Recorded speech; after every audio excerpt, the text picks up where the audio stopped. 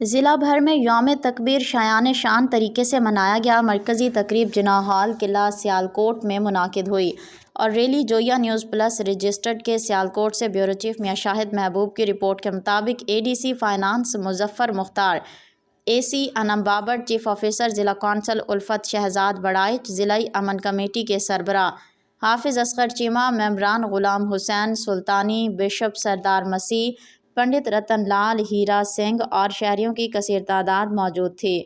Deputy commissioner محمد ذوالقرنین نے خطاب کرتے ہوئے کہا کہ 1947 میں آزادی کے بعد 28 مئی 1998 ملکی تاریخ کا سب سے خوش اور جوش کا دن تھا، جب وطن عزیز دنیا کی 7ویں اور عالم اسلام کی پہلی ایٹمی طاقت بنا۔